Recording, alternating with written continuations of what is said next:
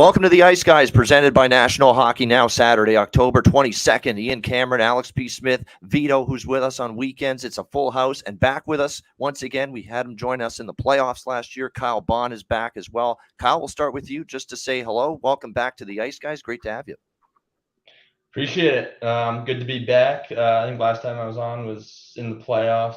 Don't remember our results. I think they were all right though. You did well. I think you did. I think you had a good call. And Tampa Bay was playing that day, and I know you swept the board with that. You had a good day. You had a winning day, which is more than I can say about yesterday's results, with Detroit blowing a lead for me and Colorado's offense disappearing against Seattle. But it's a huge card today. We don't have much time to talk about yesterday. I will say the one thing I got right on yesterday's show was Curtis McDermott and Jamie Oleksiak dropping the gloves in the Seattle-Colorado game. I can't believe it actually happened, because I said a fight would happen with McDermott playing and that Oleksiak probably his most likely opponent. And that's exactly what happened in that game last night. Crazy. You know, it's funny. I've been talking about it for years. I said this, and I know there's a couple offshores that did have it at one point in time, but there should be a prop of will there be a fight in the game. You would have nailed it perfectly if you could have. If only you could have had a player prop option for a fight. That would have been a huge cash, but a great call, no less. Like you said, you know, just knowing the teams and knowing the players and seeing, you know, those are two of the bigger guys. And you know, coming up this week, we'll have some stuff that's kind of related to fighting. You know, we have our guest Jerry Rosehill coming on, and we're going to do a couple of fun things and some stuff that'll be on the Patreon page as well regarding some fighters and stuff. So, you know, like I said, great call with that one, even though the games were kind of a bit wonky, especially that Seattle, Colorado, no score first period. And all of a sudden it seems like all hell's going to break loose offensively, but still fails to get all the way over, and Seattle getting the win in overtime. So. Yeah, no doubt. And Colorado, all of a sudden, back-to-back home losses for them. To Winnipeg and Seattle, and they're up playing tonight on a back-to-back against Vegas, so we will get to that game as well. But let's start with two games that are about to drop the puck 10 minutes from now. San Jose Sharks, New Jersey Devils. New Jersey minus 200 home favorite, 6.5 the total. San Jose, give them credit, first win of the season against the New York Rangers of all teams, who have gotten off to this terrific start, legit Stanley Cup contenders, and San Jose beats them in overtime. It wasn't the most clean game from the Rangers, a lot of turnovers, a lot of sloppy play with the puck. We'll see if the San Jose Sharks can continue to keep the momentum going, getting their first win. I'm not so sure. These bad teams, I don't trust them, you know, to string wins together. You know, that's just the way it is. Look at Arizona. You know, you play a great game against Toronto and you get your ass beat and handed to you by the Montreal Canadiens the next game. So there's no consistency whatsoever with these bad teams. It kind of feels like we could see that here. Certainly, early start time for a West Coast team on this road trip is not advantageous for the Sharks. So I have a small bet here on New Jersey in regulation around minus 125. Devils are starting to fix some of their stuff. They beat Anaheim. They ended up beating the Islanders in a nice, impressive win in their last game, starting to at least tighten things up a little bit defensively. And if they can do that, they've got the offense. So I'm going to go Devils in regulation, just a small bet to get the day started. Alex, what about you, Sharks, Devils? Yeah, this is one I'm going to have to pass. Like I said, this is definitely a spot where I can only look at New Jersey, but I'm still not even at a regulation spot, not trying to lay that kind of a price.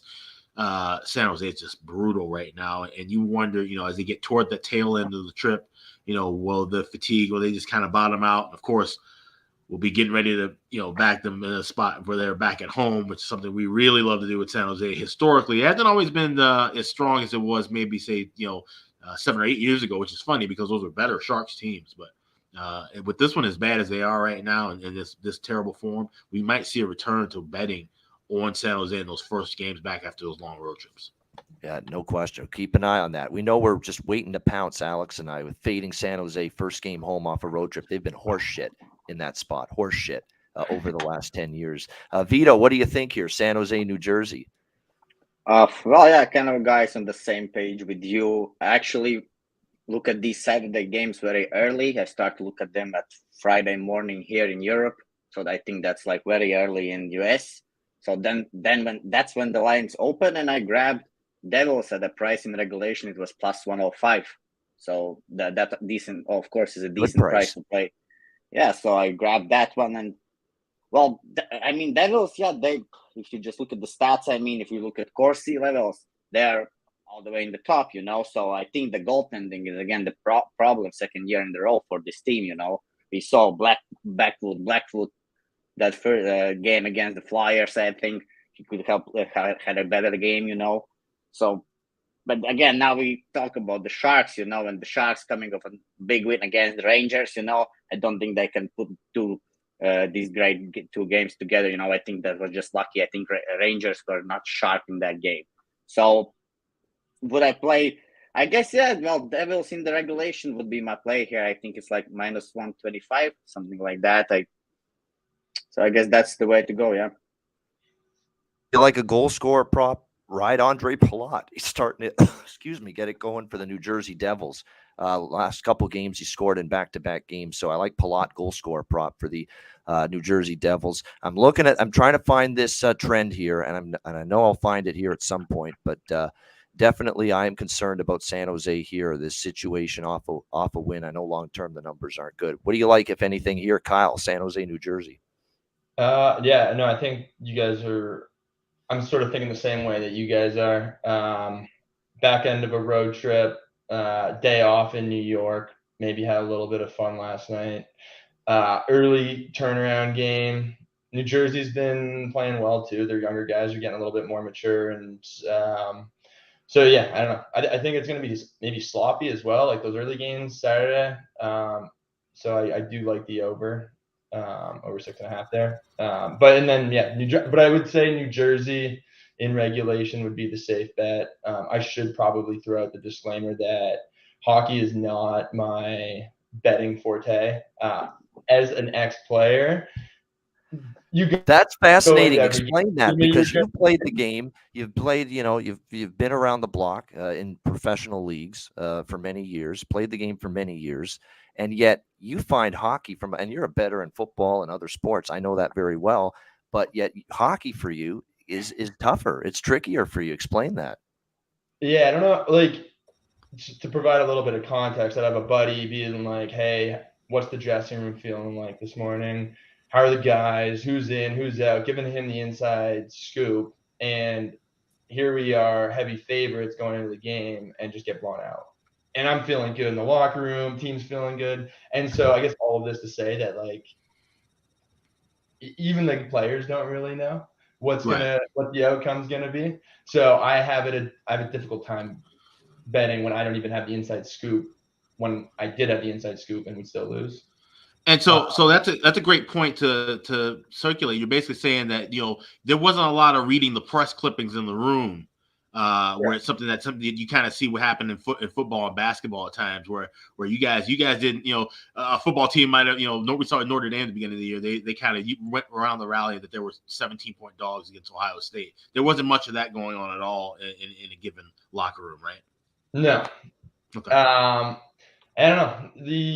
It's interesting. You'd think you would know and have a better feel of like what the outcomes are going to be, but for whatever reason, hockey it's such an unpredictable game, and like you have a goalie that has an off night, and all of a sudden you could outplay the team, shoot them by 20, and still end up losing 2-1 just because your goalie let in a couple weak or the bounces didn't go your way that night. So all of that to say, I still like New Jersey in this particular case, but that's my disclaimer. There you go. That's okay. I have my sports I suck at. Baseball. Fucking baseball. That's another tough one, though. Yeah, I don't even bother with baseball. Yeah, love the sport, but never bet it. I'm actually break even in baseball, but it's by far the worst sport I've had. Usually I've had losing seasons in baseball. It's actually been a better baseball season. Still sucks. Minnesota, Boston.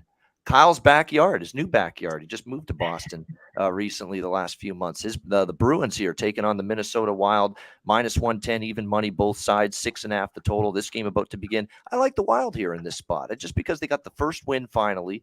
Boston has really played well, given who they've been without to start the year. Marchand, McAvoy, Carlo's been out. Grzelcyk just came back, but he had missed some time, and yet they've overcome that, and they've gotten off to a really solid start. But I think at some point, the shine is going to come off the car a little bit here for the Boston Bruins, I think, if you will. And Minnesota, I like when the team's been scuffling. They've been just, seeing the darkness, and they see the light finally at the end of the tunnel. And that was Minnesota against Vancouver. Finally get a win. Wasn't pretty. They found a way, though. I think they can build on that. And they won in Boston, I remember last year, because I think I took Minnesota and Boston last year in the Wild. Were able to get it done in that game. So I like Minnesota here in this spot, -110. And this is one where I would lean toward the over, just simply because, look, we've had an over in every Minnesota game this year. Every single one's gone over the total. So I do like the over a little bit here as well. What do you think, Alex, here, Minnesota, Boston? I mean, I'm really high on this Minnesota team. This is my pick still to win possibly sneak to win the Central, but definitely like them to win the West this year, even though with the slow start they had at home. And sometimes, getting on the road can kind of be better when you're struggling at home. But I think coming off of that win, and the only reason they got that win, let's be honest, it had a lot to do with Vancouver not being able to hold the lead. They're allergic to leads. We've seen this throughout the season so far. Now we don't want this game. Here you go. That's what Vancouver's been doing. Yeah. Exactly. So now you're going on the road against the Boston team that's playing way better than anticipated, especially with the absences that they had to suffer so far. And this is an early start where Boston's used to having these morning starts. They're one of those East Coast teams that tend to get these a lot on Saturdays and Sundays. Minnesota, not so much. Their afternoon games are usually around 2 or 3, maybe even 4 o'clock local time. So this is kind of a bit of an adjustment starting the road trip. I like Boston here. I grabbed them at -$1.15. If you can find $1.10, that's good. I understand anyone taking the Wild on the opposite side. Trying to go with the current form of how they won that last game. Can they keep that momentum rolling? I just worry about that with this one right now. I think that Boston's going to be the stronger side early. I think they can take advantage of that start time and get the win here.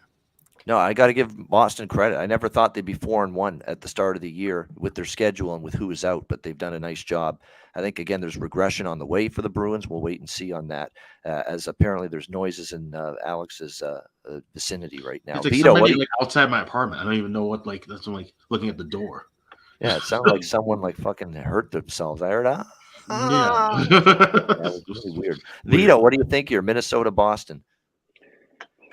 Well, I think as actually Kyle mentioned previously regarding that random things, hockey is very random sport. I mean, lucky bounces and everything. And here in this spot, I mean, I always have liked actually Boston at the start of the season. Everybody was against the Boston, and I was the only one who actually was saying that Boston is still a good team. I mean, it's a dynasty. They always have been a great team. Last year, their expected numbers were pretty good, throughout the season. The problem was they couldn't put the puck in the net, And now they got Krejci back, so he's a big addition, I would say. So many good passes out of him, how many goals he can create, and how many chances he has created for this team. And I mean, they're not even a full lineup now. So in this spot, I think I'll go with the home team. If it's at the pick'em, I would go just with the home team. I think these are 2 even teams. None of them have an edge in this spot, I would say. So Minnesota also, they don't have good centers. I mean, I think centers is very important in hockey, I want to have first top 2 line centers very good, like you have Bergeron and you have Krejci, for example. Well, Krejci maybe not as good as he was years ago, but still, I mean, better than Hartman, and who is the second line center for Minnesota.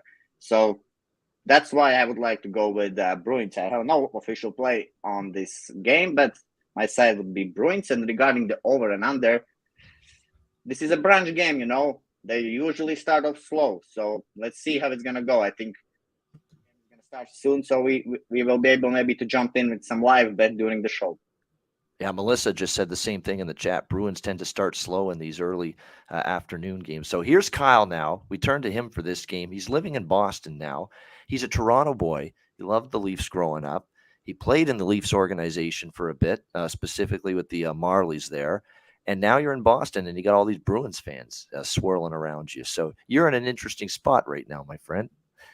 Yeah, so I guess you got to take it for what it's worth, but naturally going to go with the Bruins. I think to Alex's point, it's kind of a toss-up. These early games are weird. 2 relatively even teams.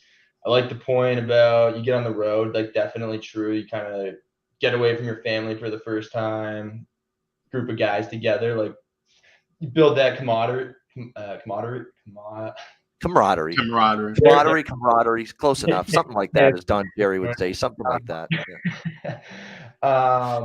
So I think there's something to be said about that, but the Bruins playing with the depleted lineup to start the season, kind of been like wearing that underdog on their shoulder. And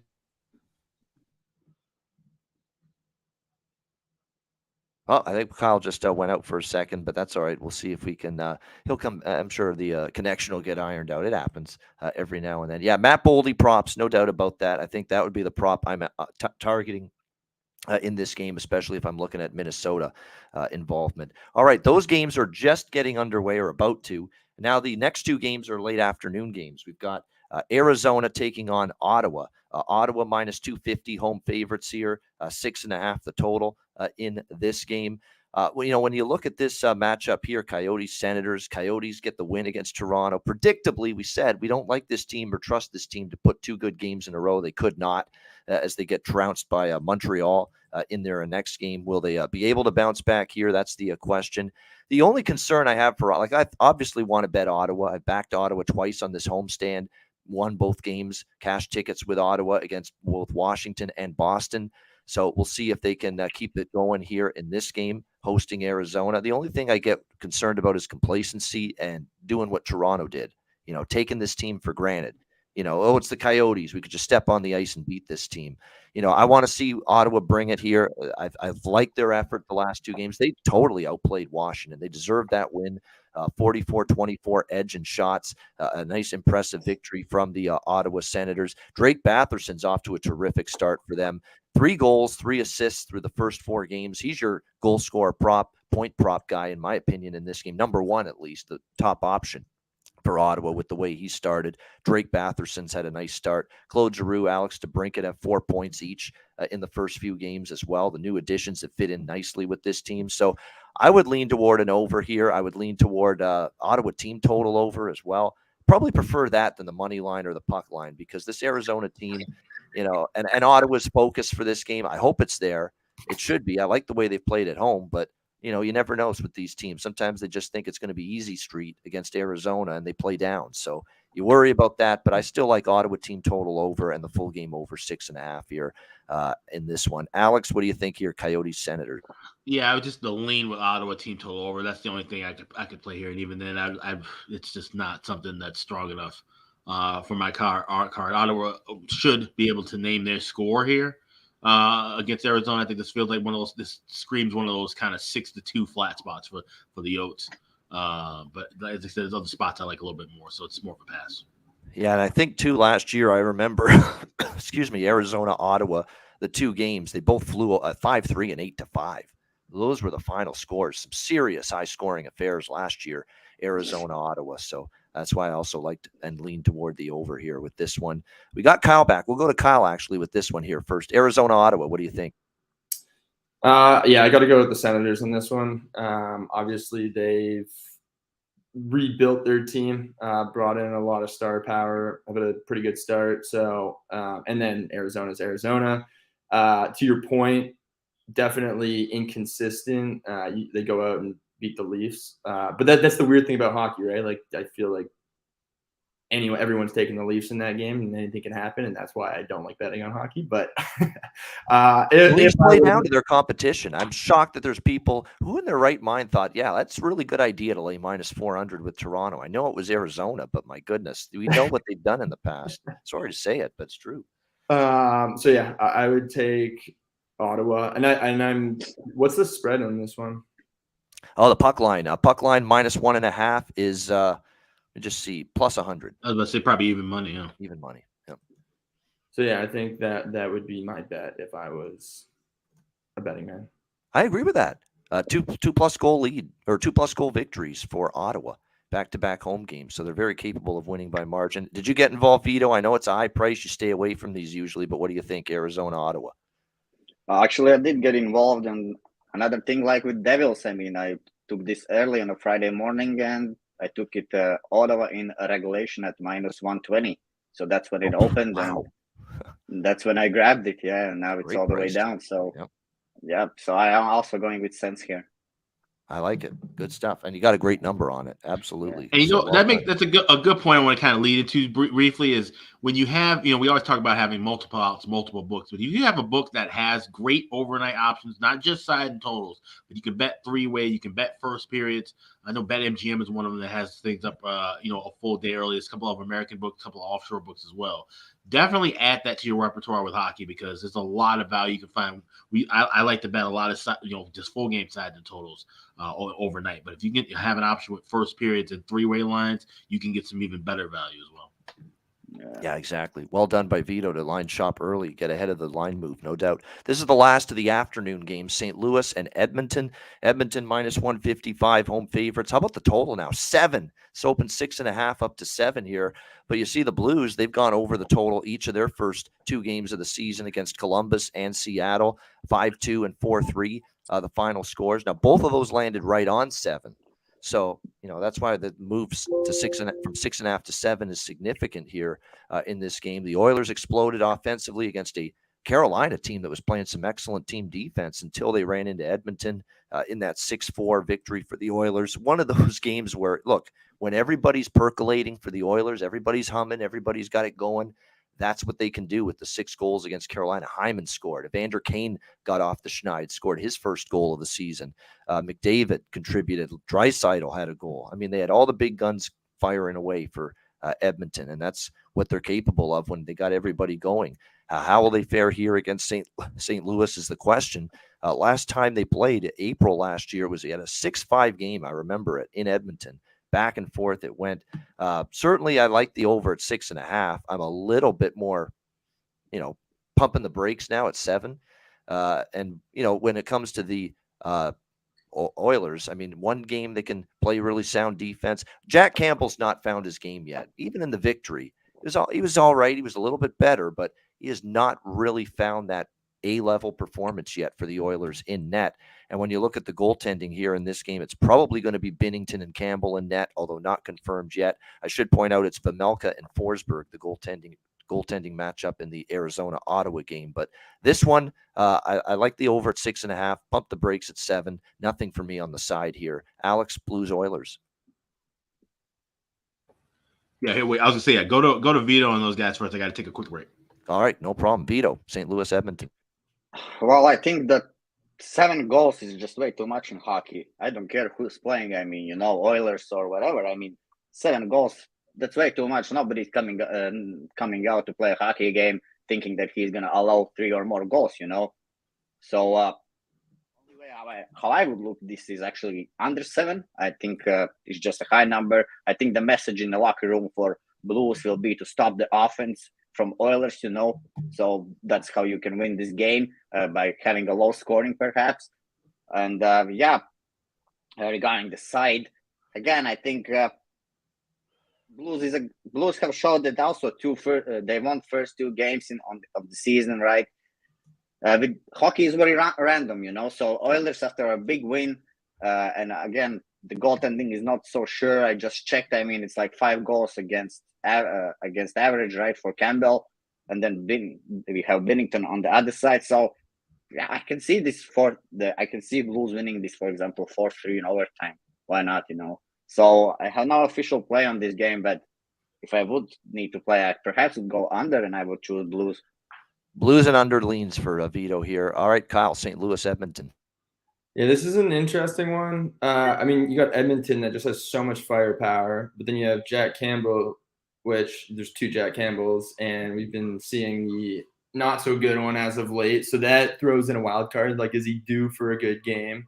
And then you got the St. Louis team that's 2-0, which take that kind of for what it's worth. I don't think that sample size is appropriate to make any real judgments on early in the season. Obviously looks good. So I think I would almost just stay away from this completely, because it's like you said last year 8-5 was the game, so just chaos. But both these teams need to tighten up defensively. So now do they play a much more reserve game? To Vito's point, they need to. St. Louis's message is going to be trying to shut down Edmonton's firepower. So are they just trapping it? So I don't know. I feel like it could turn into chaos. Could also just be a total shutdown game. And do I need to be making a call here? But I think it's a coin flip, genuinely. Yeah, you could pass. So pass is okay on this show. If you have no fucking opinion, just say pass. Just say this Pass. game's. I have a guy on the NBA show. He's a great guy, Durrell, on Pub Sports Radio. You know what he says? I don't give a fuck. I don't give a shit about this game when he has no opinion on it, and he just comes right out and says it. No, it doesn't screw around. He just says, I don't have any opinions betting wise on this game. I don't give a shit about this game. Yeah, That's so what he'll always say. That's where I'm at with this one. Could be entertaining though. I think it's a good game to watch, but you're right. It's tricky for, like I said, 6.5. I like the 7's tough now. You're gonna need 5-3, or something like that to get the. And both teams now are going to need at least to get to 4 in order to get over a 7. That's not easy. But again, I think St. Louis still is a team I'm looking at overs with because they're more offensive. They are a team that's not that defensive team they were. They're the best offensive team they've had the last year, and this year I think they're very good offensively again.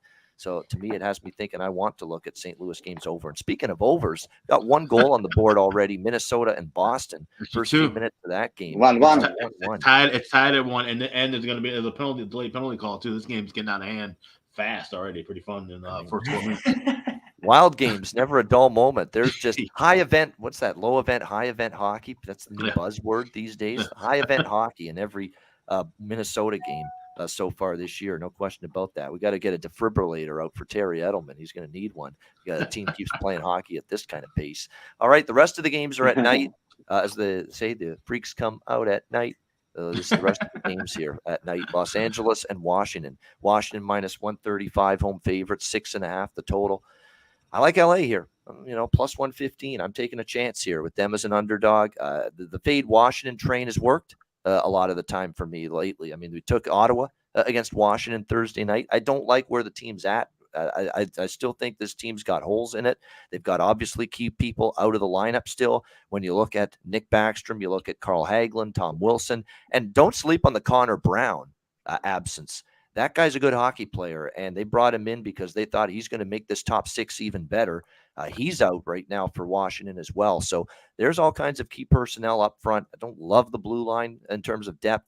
Darcy Kemper, too, is still trying to find his footing here as a member of the Washington Capitals. You look at his results here early in the new season with his new club. You're not playing, behind the Colorado blue line anymore. And it's kind of shown here so far early in the year for Darcy Kemper. Mixed results in his first few starts here for the Capitals. So Kings, the one thing about them here in this spot is they've been on the road for a while. You do worry that, they're looking forward to get home. It's already been a nice 3-1 road trip. They do go home to play Tampa after this. Will the focus be there? It's always your worry. These, and Kyle can speak to this, the last game of the road trip, dicey, because you want to get home. You're excited to get home. And maybe you don't put your best foot forward, especially when you've already won 3 of 4 on this trip. But, off the loss that they suffered in their last game to Pittsburgh, which was a bad performance, 6-1 loss, I think they want to end the road trip on a good note. And I think they're playing good hockey for the most part on this road trip, at least prior to that Pittsburgh game. And I don't trust the Capitals as this kind of chalk right now. So LA for me at plus 115. Actually, since we mentioned that, Kyle, we'll start with you on this one. Your thoughts just on the last game of a road trip angle, because I find when it's a successful road trip, I worry about the team in that spot. But if it's been a tough road trip, maybe they want to really put a good foot forward. And on a high note, of course. Yeah, I mean, there's 2 sides to it for sure, where it's I think you always want to end on a high note. I think the fact that it's a later game today, they get to rest a little bit. They're also coming off a loss. So I think that is going to add some extra motivation. Had they swept the trip so far, then I think you can sort of, be distracted a little bit. But the fact that they're coming off the loss, they're not going to want to go back 3-2 because now all of a sudden all that work you did at the front end of the road trip is almost washed out. So I think that'll recalibrate, they'll redial in. And to your point, missing a guy like Connor Brown, like he's just an energy guy, gritty. That definitely hurts Washington. I think, to your point, Washington has just been a bit of a wild card. So, I think it'll be a good game. I do actually really like the line, though, with the Kings at plus 115. It's the way I see it. I think it's a close to even game. It's a winnable game. I'm higher on LA and I'm lower on Washington. That's why I'm involved. What do you think, Alex? LA, Washington? I like this first period over, and it's a bit high of a price. I got minus $1.40. We've seen it bounce up to 150. I still would play it at 150 because of the fact that we're getting 1.5. We have to kind of do this now. We haven't really gotten to this point before, but with 1.5 and 2s being prevalent, the high prices, the high juice is going to be there for those 150s. So you kind of have to make a decision. I feel more comfortable just needing 2 goals to cover rather than 3. And also, I would maybe wait to play LA live. I think we could possibly see LA maybe, jump out and get the lead, Washington come back and cash it, or even maybe, depending if LA, if they do look tired in that first period, then maybe we see them kind of say, hey, you know what, we had a good road trip, we'll fold it in and get ready for the defending champions back at home. So I want to see how things play out in the first period. I do think we see at least 2 goals, but depending on how they're scored, maybe dictate how I play this. If we see a tie game 1-1 after 20, I might look to try to get LA at a better plus price in game rather than just go with a plus 110 or plus 115. All right, Vito, Kings Capitals. Well, yeah, I think again 2 even teams, and Washington looks slow. Ovechkin is not as he used to be, as great as he was, and missing some key guys as Backstrom, Hagelin, and Wilson really hurts this team, I think. And Kuzi, he's also kind of a streaky player, Sometimes he can be very good, sometimes he cannot be found on the ice. That's right. So, yeah, you can say it, Vito. It's my line, but you're allowed to say it. You know what you want to say with Kuznetsov. He floats every now and then. He doesn't show up every game. Can't find him with a telescope on the ice in certain games. Yeah, takes some few days off sometimes. So, yeah, and Kings coming off a 1-6 loss. I mean, that's a huge number. 1-6 loss against the Pens, and if we just remember the last year, the Kings, they were one of the best teams on the road. They surprised us when they went on this East Coast road trip. So now they're on this road trip. They again did pretty well. They piled up 3 wins, right? No, 3 wins against Minnesota, Red Wings, Nashville. Now they lose one to Pens. And in this one, it's hard. Regarding the price, I guess I would go with the Kings here. I have no official play, but I again think that these are 2 even teams. Each of them can grab a victory here, and I think the right play would be Kings just because of the value. That's what we look at in hockey. All right, lean to the LA Kings here for Vito. All right, Islanders Lightning minus 135, home favorite, 6 the total. I don't love this spot for Tampa Bay. I'll say that right now after a big, pretty emotional, intense game last night against the Florida Panthers, trailing in the third period, tie it up, then win in overtime. Steven Stamkos has carried this offense all season for the Tampa Bay Lightning, but finally Braden Point. We've been waiting for Braden Point to get his game into high gear a little bit. It happened last night for him, scoring the game winner as well for the Tampa Bay Lightning, getting a much-needed win against the Florida Panthers. So nice performance from the Lightning. They've kind of had a shaky start to the year. The Islanders, I think, are in a little bit more of an advantageous spot off a loss to New Jersey. Didn't really play their best in that game. They got the rest advantage as well. Haven't played Thursday. Now they get to take the trip here to Tampa. And, many of these Islander players, they've been through the tough times of losing to Tampa Bay multiple times in the playoffs, in the Eastern Conference Final in years past. So I have a lean to the Islanders here. This is the first time I've considered an Islander bet this year. I lean to the Islanders here at plus 115 in this one. I haven't pulled the trigger yet. Waiting to see who's going to be in net for Tampa Bay in particular. If it's Brian Elliott, and I assume it could be after Vasilevsky got the start against Florida last night, that definitely will push me even further toward the direction of taking the Islanders here in this game. Alex, what do you think? Islanders Lightning? Yeah, I'm right there with you on that angle. Like I said, these were some really hotly contested playoff series between these 2 teams, and we tend to see that during the regular season. Doesn't always translate over into postseason year after year. Think about Chicago and Minnesota. The Wild started getting the better hand of Chicago during the regular season, but every time they played in the postseason, Hawks end up advancing the next round. So I think we could kind of see that kind of angle here. Tampa Bay is just not in solid form right now. And the Islanders aren't playing that great either, but they're the kind of team that can make a mess out of this game, slow things down. They're kind of one of those teams that like to have that dogfight. The 3-2 game is kind of their style.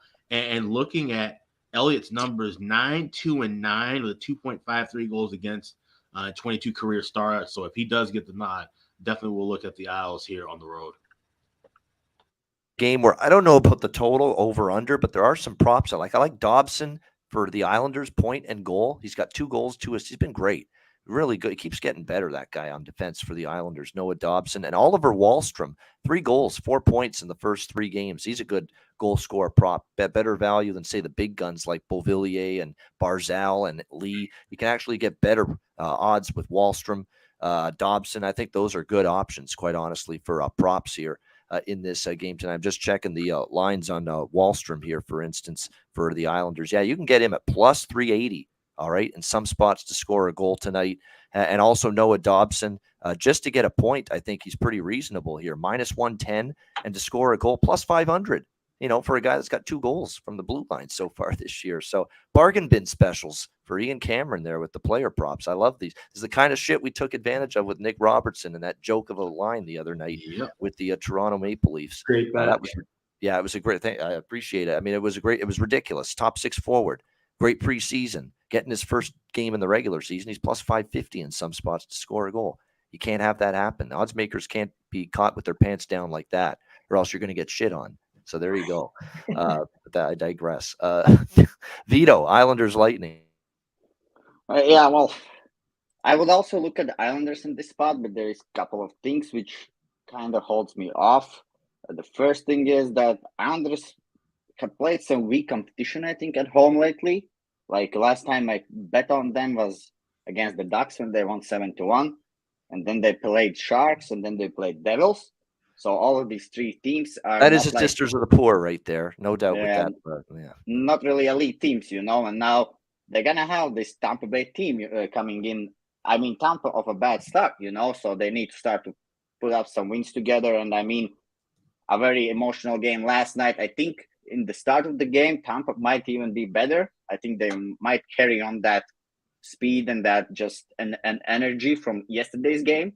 But maybe as the game goes deeper in the third period, maybe Isles get it back. So I think this could be actually a low-scoring game. I think under 6 could be a great look. That's what I always look at these games. I mean, these 2 teams, they usually play something like 4-1 or something like that. So I would look at under at 6. Regarding the side, I would not choose anything. I still think Tampa is capable of winning this game, even of a back-to-back situation early in the season. Yeah. So Vito still says a little class difference in his opinion in favor of Tampa Bay, even with the spot maybe not in their favor tonight. All right, Kyle, how about you? New York, Tampa. So I'm going to go New York. Sort of following the same logic. I would say the one caveat to that, I do think Tampa's going to come out strong. You come off that big emotional win last night. Legs probably going to be feeling all right. And I think as long as New York can keep it kind of tight early on, Tampa will probably get a little tired. And the reason why I do like New York, they're coming off a tough loss. And so you got to think that they're going to show up with a similar type of energy to sort of rebound from that. They're going to be playing – it's a gritty game. They're on the road playing a top team over the last 3 years. So they're going to show up. As long as they weather that initial push from Tampa, I think the longer that game remains close, it's going to be much more in New York's favor. And with the way the line is, I would take New York. All right, liking the Islanders, Kyle, in this one. And Tampa props, I mean, to me, it's Stamkos for sure. If you're going to bet any Tampa props, 7 goals, 2 assists for him. And now maybe Braden Point as well, that he started to get things going last night against Florida. I mean, those are the 2 guys right now. Not getting a whole lot of secondary scoring from the rest of the lineup at the moment. Penguins, Blue Jackets next up. Pittsburgh minus 160 road favorites here, 6.5 the total in this game. Pittsburgh, it looks like just a little bit of a development here this morning. Jake Gensel ruled out for the Penguins tonight. So a big loss for them, obviously, offensively. So there's going to be some shakeup in the lineup combinations tonight. You're going to see now Danton Heinen moving up to the top line with Sidney Crosby and Rickard Rakell. That is expected to be the top line. So you know what that means. It's the Ian Cameron angle. We got a guy moving up top line. Danton Heinen's a prop to look at tonight in this game. Top line minutes with Crosby and with Rakell. And you're playing a Columbus Blue Jackets team that's been leaking goals, early in this season, a below average defense. Merzlikins and net has been inconsistent. Now, they did win their last 2 games. They still gave up 3 goals in each. They gave up 5 to St. Louis. They've gone over the total in every game. Pittsburgh's gone over the total 3 of their first 4. It's over or past for me, even with Gensel out. Could only look over the total in this game with the way these two teams have been trending. But I think when you look at it, Danton Heinen moving up to that top line, you're going to get some decent value with him with his prop with this move up the lineup. It looks like his pricing here to get a goal is upwards of plus 350 for a top line player to score a goal tonight for the Pittsburgh Penguins. Again, with Crosby playing alongside him. So that, to me, is a pretty good value look there. As far as Columbus goes, even without Patrick Laine, you've still seen them offensively get things rolling the last 2 games at home against Vancouver and Nashville. 9 goals in the last 2 games combined. They've gotten some other players to step up for them on the offensive end of the ice, led, of course, by the big offseason acquisition, Johnny Gaudreau, 4 goals, 6 points already for him. It's been a solid start to the year, no doubt, for Johnny Hockey with his new team.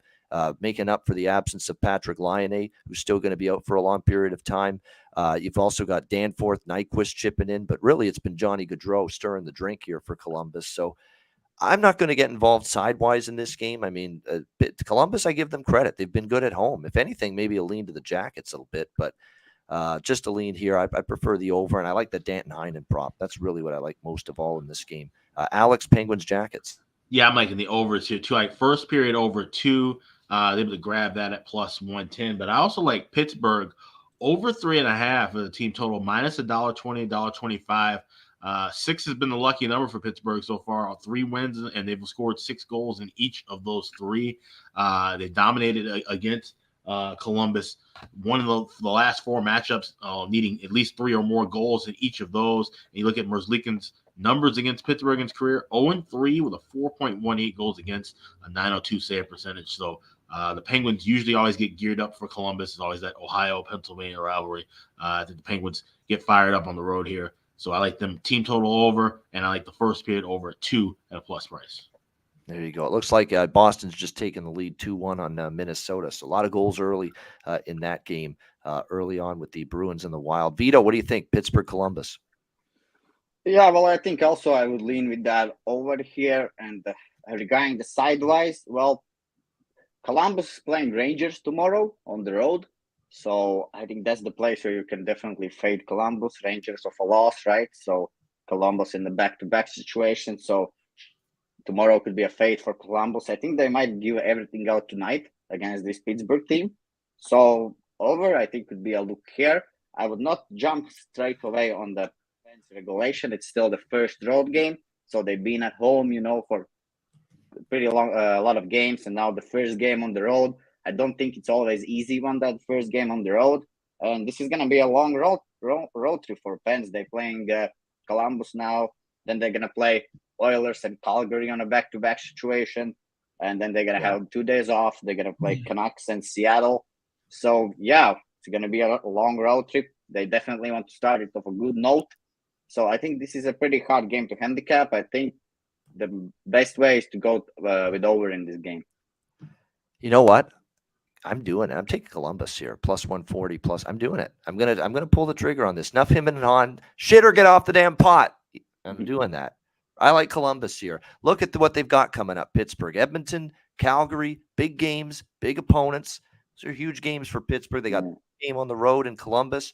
And remember, they've only played 1 road game this year, Pittsburgh, in Montreal. What happened? Lost. Blew a lead. Lost in overtime. So, to me, Columbus, I think the spot-wise, it's a really good one for Columbus here. Really, and they've played well at home here. Now, you could say Vancouver and Nashville have issues, have flaws. There's no question. But they won both of those games, come back to beat Nashville. I think this is doable for Columbus. And it's a little rivalry here with these two teams. So I'm going to do it. Columbus, plus 140, plus 145. Taking that shot with the home dog here. Kyle, what do you think? Pittsburgh, Columbus. I get it with the line, but I don't know. I think I just see Pittsburgh they've come out of the gate strong. They look like the old Pittsburgh Penguins. And then had this been a situation where it wasn't this big rivalry game, I would feel more comfortable. But given the Ohio, Pennsylvania, that whole dynamic Saturday night, both teams are going to show up. And I just think Pittsburgh at the end of the day is the better team, but it's a weird line, or it's kind of an aggressive line where I don't know. I guess it depends what your risk levels are. But if I were taking somebody, it would be Pittsburgh. Don't love the line, but that would be the direction I would go. I would say for someone in my shoes who's got like 60 bets spread across multiple sports on this crazy Saturday, yeah, my risk level is pretty high.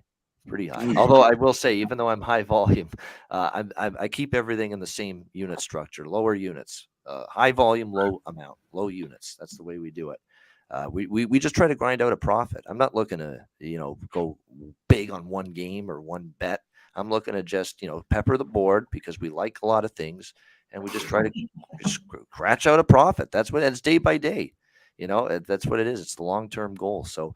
There's a couple dog spots, and this Columbus one appeals to me now the more I think about it. And it's just you hope their defense and their goaltending holds up, because when Pittsburgh gets the offense going, even without Gensel, they've got enough. So offensively, so that's going to be the question. Speaking of dogs, we've got the Montreal Canadiens hosting the Dallas Stars here. Dallas minus 170, road favorites, 6-12. Look, they're 3-0 at home, and I think this young team is going to play well in front of the Bell Center faithful. They play with good energy there. You saw against Pittsburgh, there was no quit in their game. They were down by a couple of goals. They came back and they won against Pittsburgh. I think Dallas will level off a little bit at some point. Maybe that Toronto loss the other night in overtime will be a sign of that. A great start for Peter DeBoer and the Dallas Stars. And obviously, I like their top six with Jason Robertson, although his little brother got the best of him the other night. Joe Pavelski. They've got a good top six. Rupe Hintz. I like what I see from the Dallas Stars up front, top six. But, Montreal it's been a really, really hard trying, tough out at home. Cole Caulfield in the offense, especially him, have been rolling at home. I like Cole Caulfield goal prop once again tonight for the Montreal Canadiens. Jake Allen's been solid enough in net. And you look at their home games, beat Toronto, and again, they beat Pittsburgh. In their last home game, this Montreal Canadiens team. So, I like the way they played on home ice. And obviously, they throttled Arizona after beating Pittsburgh. So 3-0 at home, good price with them. I think home dog is the role that Montreal is going to be fairly profitable in these kind of spots. Dallas continuing this road. They are off a loss, so Dallas shouldn't take Montreal lightly. But I like Montreal here at the price. 3-0 at home. All as home dogs, or actually one was as a home favorite against Arizona. But I like Montreal here. Take another chance. I've been looking to bet this team as home dogs this year, especially the Pittsburgh game. I jumped on them. I'm going to do it here as well. Alex, Stars, Habs. Yeah, it's an interesting dynamic, because especially when you're looking at the numbers for the goaltenders, Jake Ottinger in 2 starts has not really fared that well against Montreal, the 4.41 goals against. But Jake Allen, who spent most of his career at St. Louis, his numbers against Dallas have been red hot. 11-5-1 with a 2.24 goals against, a .918 save percentage, and 3 shutouts in his career. So he's familiar with a lot of the core players on this Stars group. And this just seems to be kind of one of those back and forth battles. Don't want to lay 170 with Dallas, even though on paper they look to be a better team, but it just may be a spot to back Montreal. And when you look at the history, 3 of the last 5 meetings have gone to overtime. So I would take a shot here with the draw. Looking around, you can find that around plus 340. I think we can see this one go past 60 minutes. Kyle smiling. Yeah, Alex is the draw man. He's the draw machine, the draw king. And it's good. I mean, all it takes, get to overtime, and there's a plus 350 winner on some of these draw bets. And there's going to be some spots for those definitely over the season. Vito, how about you? Dallas, Montreal. Yeah, well, Dallas, Dallas is definitely a team which I would like to back more at playing at home. I don't think they're as good as on the road as they are at home. And yeah, they should be better because just coming off a loss after the Leafs. But I don't think they will come here in Montreal and dominate this game and end up winning 5-1. I don't think it's going to happen.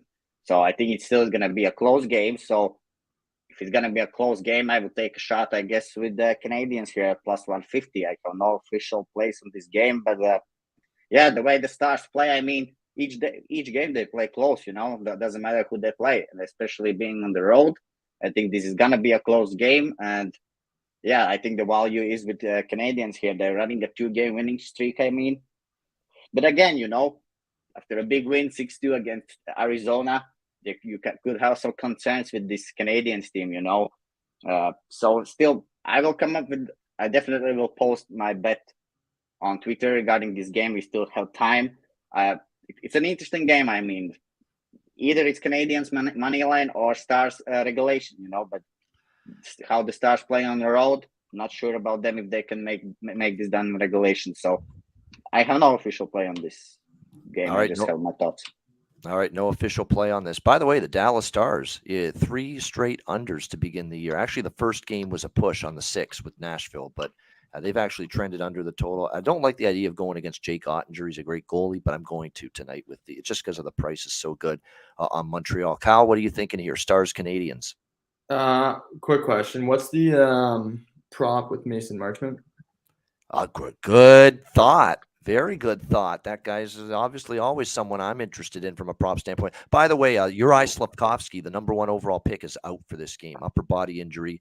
He won't play. He's been pretty quiet other than scoring his first goal the other night. He really hadn't done a whole lot, but he will miss this game. To answer your question, Kyle, we've got Mason Marchment to score a goal tonight. Upward, you can get as high as plus 260 with that. We know he's off to a really good start. So I do like that. He's my boy from back in Toronto. So shout out to him. I know with the Marlies, you played with him. Yeah, that's right. And we worked Sheldon out. Keefe was the coach. Yeah. Yeah, there you go. So him off to a good start. I mean, Dallas just coming off that tough loss to the Leafs. They're on the road. They're going in against what should be a weaker team. You got to expect them to rebound. Overall, they've had a really good start as well. I think anyone playing hockey is going to get up regardless of where you're playing, where you're from, when you're playing at the Bell Center. It's fun being on the road there. So, I see now the problem obviously is the line. So my question would be, what's the spread here? Oh, the -170. Oh, yeah, the puck line. You mean for Dallas? Sorry, yeah. Puck line for Dallas is -1.5 plus 160. So I would actually find that interesting. I think that would be the bet I would take in favor of Dallas. Again, it's like the same situation as the last game we were just talking about, throwing down 170. Or taking them at 170 would be, I think, a bit of an aggressive bet, but good value. Yeah. Well, -170. Yeah, that would be a little too risky. But yeah, that's what the puck line and the reg line is for. Because for me, my cutoff point, I've said this for years, is -150. If it's more than -150 on a favorite, I want to bet them. I look at regulation or puck line at that point. And even -1s that are available at DraftKings and BetMGM, that sometimes can be a good option too. I mean, obviously you get the 1 goal, you push, but and with the last few years we've seen a lot of these teams miss these empty net goals. That hasn't been the case so far this year, but going back the last 3-4 seasons, that was a real issue. So a 1 sometimes isn't a bad way to look at too, rather than get yourself off that hook and take the push in case those empty nets don't go your way. There you go. Yeah, Dallas -1, -105, by the way. So there you go. That would be Dallas -1. Yeah, it's too, like, anything over 150. I think it's just crazy with the randomness of hockey. Yes. Definitely. And the fact that any team like Arizona, like you want to lay more than -150 and 200, 300, 400 when you see Arizona beat Toronto, right? Like what happened earlier this week. It's a perfect example. I mean, you're going to just blow your bankroll, just big time doing that on a routine basis. My cutoff. And like I said, it'll be like today, I have a rare 150 that I lean with on a first period total, but I probably won't bet another total in that range for another, month. Potentially, my cutoff is 140, 150 on just about anything. So. Yeah, exactly. There you go. Good sage betting advice to manage your bankroll long term in a sport like hockey. What we're delivering right here on the Ice Guys Show. Yeah, hit the like button. Over 150 live viewers. We're doing pretty good. I figured this show would be a little over an hour, and we've only got 5 games left, and we've gotten through with 4 people on the show, so we're doing good in terms of time. Toronto, Winnipeg next up. We've got Toronto -170 road favorites, 6.5 the total in this game. Wow, what a move toward Toronto. This opened -130, believe it or not, in some spots, and it's -170 now in this game. I'm not laying this price now with the Leafs. I mean, I could see it. I could see it initially, and Winnipeg's coming off back-to-back on the road Wednesday, Thursday against Colorado and Vegas. They beat Colorado in Denver, and then predictably they fall flat the next night against Vegas, especially with Big Siv Dave in net, Dave Riddick. You figured, hey, it's not going to work out too well for Winnipeg, and that's exactly what happened. They lose 5-2 in that game. But now they return. Oh, it's a tricky spot here for Winnipeg. They've been on the road now for 3 games in a row. This will be their 3rd game in 4 nights. It's not a great spot for Winnipeg. I get it. That first game back home, even though it was just a small road trip.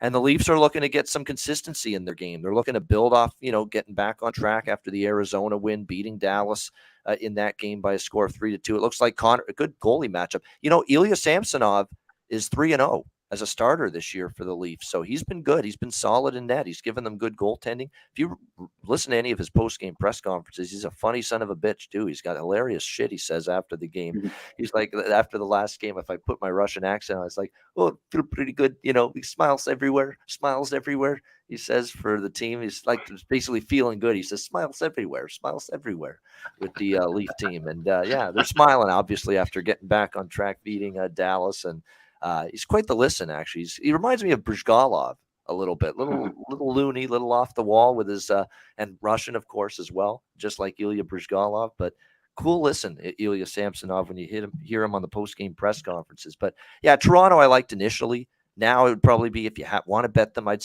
have to go in regulation now. I might throw a couple bucks on them in regulation just for a small play here.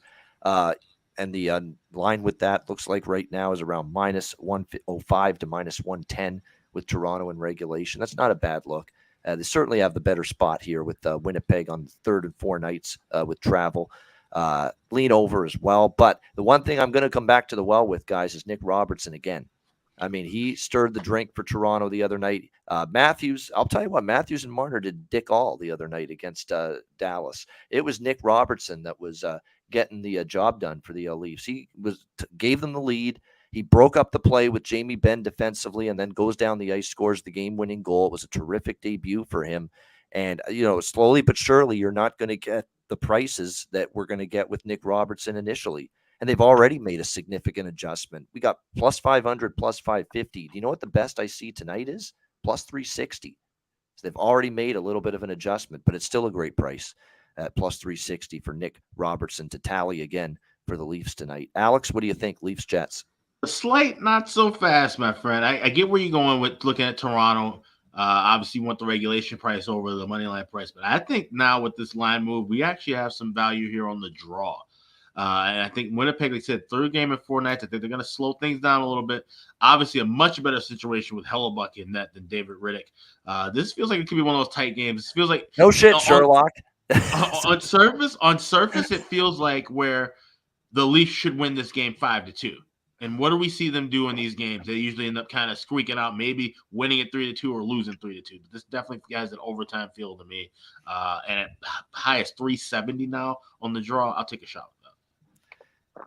All right, liking the draw here. And it could be a tight game. I think the Leafs and the Jets have played some tight games in the past. Not recently, but they did have some a few years ago. I will say this, though, about Winnipeg. You're right. They do have a few. Ehlers missed the last game against Vegas. He was a late scratch. He's on IR. So it looks like Ehlers isn't going to be available for at least a period of time. Won't be back until October 27 at the earliest against LA. So Ehlers will miss some games here, it looks like. Vito, how about you? Toronto, Winnipeg. Yeah, well, I think this number is way too high. I mean, I don't care who you're playing and how. And I mean, Jets is not as that bad as I think the number is. I understand the spot is not good, but still they are at home, It's not like they're on the road. And I mean, the Leafs is the team, I guess, which is not like a big team which plays good at home, right? I think that away or at home, their record is pretty even. I mean, they could have some bad games at home. They could have some good games on the road and vice versa. So, yeah, I understand maybe the line here. And I mean, I would agree with Alex. I mean, the line has moved so much to Jets side that even with all these logic things in hockey, like coming off a road and the Leafs has a better spot. I mean, I think this could be a close one. I think Jets will get up to this game. And I think if Alex is liking the draw, you could go with the Jets money line a bit +150 as well. I mean, I think Jets has a chance to win this game.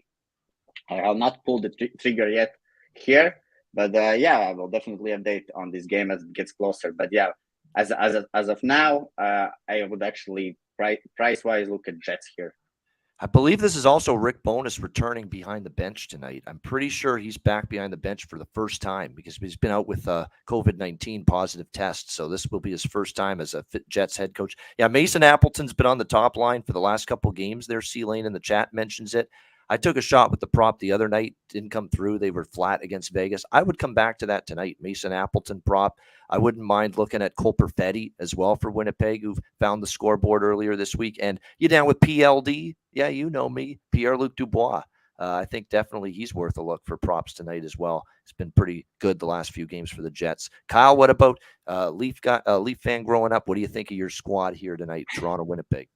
Well, I think they've been having a real tough start, to say the least. But I don't know. You get the big win over Dallas. Dallas is undefeated going into that game. They're hopefully starting to feel a little bit better about themselves. I like the Leafs. I like the Leafs in regulation. I don't know. I feel like they're due for a game where they kind of actually like dominate. And I think Winnipeg has just been struggling 5-on-5, and typically that's where the Leafs are best. Now, to Alex's point, the Leafs just always find a way to play down to whatever team they're playing. But they do find the odd game where they just dominate. And I think this could be it. Now, the one caveat, if Hellebuck is in and plays the way he can, regardless of how dominant the Leafs are 5-on-5, that might make it a little bit more interesting. But I don't know. I think the Leafs are due for a breakout game. I think this could be it. With the struggling Winnipeg depleted lineup. All right, so I'll look toward Toronto in regulation as well for Kyle with the Leafs and the Jets. All right, Philly, Nashville. Nashville minus 220, home favorite, 6.5, the total in this one. For a team that I despised coming into the season, for a team that I took to have the worst regular season record in the NHL, that being the Philadelphia Flyers, I am not totally backtracking and backpedaling here, but they've impressed me more. Like even in the Florida loss the other night, like that was a brutal spot. Back-to-back in Florida, they upset Tampa Bay the night before, and there they were, still battling right till the end, and they got that late goal, made it a one-goal game. I mean, the work ethic and the compete level and the work ethic and the attention to detail that Torts has already got from this team has been impressive. They're going to have to do that every night, though. They're so outmanned talent-wise against a lot of other teams that this is the kind of work ethic. They got to outwork teams if they're going to win. That's what it's going to have to be. But I'm going to take a shot with Philly tonight at +1. Nashville's in a bad spot right now, bad way. I don't like what I'm seeing. I'm seeing them cough up leads twice now. They've done that this week, twice. Los Angeles and then against Columbus in the last game. They're not protecting leads. They're breaking down in defensive coverage. You know my thoughts on John Hines as a head coach. I don't think he's that spectacular. Scotty Bowman reincarnate, he is not. So to me, this is a situation where Nashville's just too heavily priced here, in my opinion. Minus 220 here in this game with a team that's not holding leads, a team that's 2 victories this year. Think about this. They're only 2. They've lost 4 in a row. Their only 2 victories were in Prague, Czechia against San Jose. I mean, 2 wins against one of the worst teams in the NHL. That's what you've got on your resume so far this year. I don't like what I'm seeing from Nashville. I don't like that sometimes, guys like Duchesne and Johansson don't always play well away from the puck. That bothers me as well. There's a lot of issues right now with Nashville. A lot of issues for a team laying minus 220. That's all I have to say. So I'm going to take a stab here with Torts and this hard-trying Philly group +190 tonight. Alex, Flyers, Predators. Yeah, I understand you taking a shot price-wise. There's good value in the number, but I think that's just about it. I think the Flyers started to come crashing back down to earth a little bit. Definitely not going to lay a big price with Nashville. And I just, like I said, looking at series history here, Philly hasn't played well in Nashville.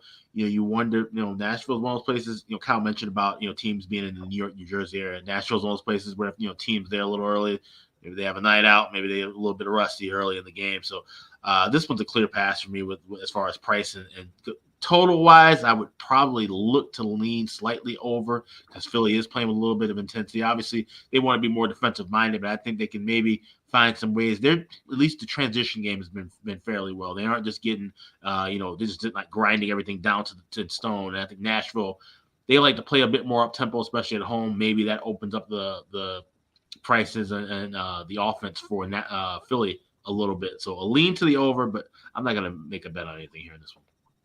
Yeah, Nashville is telescoping, as in you can't find many of their players, and you can't find many of them with a telescope right now on the ice, especially in the third periods of these games. Holy shit, that's third period collapses, 2 games in a row for the Nashville Predators. So there's issue. Travis Konechny, I wouldn't argue with that. C-Lane, he's been Great, and he's fit in. Torts is raving about his game. He's producing offensively for Philly. I don't mind that prop look at all. Vito, what about you? Philly, Nashville. Well, yeah. In this game, I mean, Flyers, from the start of the season, I mean, I've been backing some Flyers. I backed them against Devils, and I backed them more games. I played actually under against the Panthers, and that goal actually lost my bet when they scored in the last second because I was on under 6.5. But I mean, it's sometimes all about the coach, and what's happening in the locker room. I mean, and that pushes the team to go forward. And again, in this spot, I mean, they've been on the 2 tough road games in Florida, right, and in Tampa, and now they go to Nashville. And if we just look at the Nashville, I mean, we have to expect that we will not see the same thing happening all the time. I mean, I think Nashville is still a better team than they have shown in these last games. I mean, these last 4 games, which they have lost. Maybe that's kind of a hangover after this Europe trip, I mean, and so on. I expect Nashville today to come out and show what they are made of. I mean, it's a tough venue to play at. We all know that it's hard to play in Nashville. And I took a shot with them yesterday in the regulation when it was -105.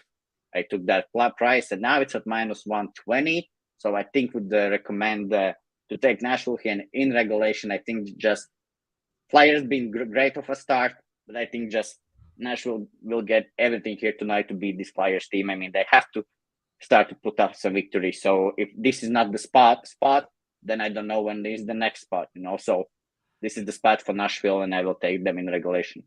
Yeah, you would think they get focused for Philly. And is Philly now going to go back the other way, regress a bit after the hot start now that they finally lost one? That remains to be seen. But I'm still okay with taking my shot with Philly just because of where the price is. And we're going to dare Nashville to get going. By the way, they're 1 for 26 with the power play this year, Nashville. 1 for 26. That was a team that was top 10 in the power play last year for Nashville. So far, firing blanks this year. What are you thinking here, Kyle? Flyers, Preds? Yeah, I mean, you're going to like Philly. Ian basically sold me on Philly. I was like, all right, man. I watched them lose 6-1. I mean, Torts is, I think everyone kind of knows his reputation as a coach. And I think he's come around to be more of like a player's coach, still has that hard ass side to him. But it seems like in Columbus, the players respected him, especially when he was first there. And like he was running with a team that maybe was overachieving. And obviously the guys in Philly are responding. They have that traditional Broad Street Bullies theme and obviously work really hard, and they've been finding ways to win. Now, with that being said, at the end of the day, Nashville is just a better team on paper. So at what point do they just flick that switch and start playing and performing how they're supposed to be and what they're – but until that remains to be seen, I think it's really difficult to bet on them, especially on a line like this. So I don't know. I don't really like the numbers either. If I had a gun to my head, I'd probably go Philly in regulation, or same bet that Ian took, just because Philly money line. Yeah. All right. But yeah, I don't know. I don't like it. Don't like it, but lean Philly. I get it. I mean, Philly, I'm walking into something where they could be getting Nashville's best tonight, and they get trounced. And maybe Philly's going to level off with after that first loss they suffered against Florida. But you lost to a very good Florida team, and you played Tampa before that. I just thought plus 190, a good enough price against a Nashville team floundering. We'll see. Speaking of floundering, how about Colorado? 2 losses in a row at home to okay teams, but not world beaters, Seattle and Winnipeg. And now they go on the road back-to-back here, taking on the Vegas Golden Knights. Vegas, -125 home favorite, 6.5 the total. You know what a stat I'm going to trend track this year is? What is Colorado's win-loss record when they're an underdog this year? I want to know if they're a winning team when there won't be an underdog very often, but when they are, what's their record? We've seen them an underdog once this year, and it was on a back-to-back in Calgary after playing at home the night before against Chicago, and they lost that game, and they did not play well in that game. Now, Calgary is probably a little bit better than Vegas, but it's something to keep in mind. The point is, I think there's a reason Vegas is favored here. They got the rest advantage. Colorado's kind of slumping a little bit, 2 straight losses, back-to-back now for the Avalanche tonight. And for Vegas, is this game probably, I would think, triple circled for them because they want to get to where Colorado has been last year. So you'd expect the Golden Knights to really want to get a victory here. 5-2 win for them after losing their first game of the year to Calgary. No shame in that. Obviously, Flames are a good team. Jack Eichel's playing better. It looks like he's healthier now. Marchessault's gotten, John Masserole, as Don Cherry would say, Jonathan Marchessault. He's gotten off to a great start this year for the Golden Knights. So I'm not betting the game, but I understand why, if you like Vegas, they may be worth a look here. I mean, and I don't want to make too much of one guy being out, but one game without Devon Taves last night, who didn't play for Colorado, that movement and that transition game offensively was not as good for Colorado. Like, they had a hard time getting the offensive push started in a lot of that game against Seattle last night. I thought they were just a little out of sync offensively. Weren't able to get that puck moving north-south like normal. And Devon Taves is a big part of that, playing with Cale Makar. And without him last night, it just didn't look the same. So keep an eye on this injury. And his day-to-day, he's probably going to be out again tonight for the Avalanche. Maybe that's going to be a bigger deal than we think for the Avalanche moving forward. By the way, they're putting Martin Kaut, someone they feel very good about, on the second line tonight for the Avs with Comfer and Valerie Nichushkin. So Martin Kaut might be your prop value tonight if you're the Avs in this game. Alex, what do you think here? Colorado, Vegas. Yeah, this would be a slight lean to Vegas. Like I said, Colorado just, trying to kind of round out in their form. And we talked about it at the beginning of the year that, the Stanley Cup hangover, it seemed to possibly be a real thing with this Colorado team early on. Still trying to find their footing with the goaltending issues, Francouz and Georgiev. And I've heard numerous people debate about who's better than who. And like I said, it's really not a matter of who's better than who. It's just who's playing well at the right time. This is a 1A, 1B system. That's what Colorado ran with Kemper and Francouz last year. So they're not looking for somebody to step up and steal the show and be the number one goalie right now. They want that in March and April when it counts. Right now, they're just trying to just get a feel, rotate guys and see how things roll.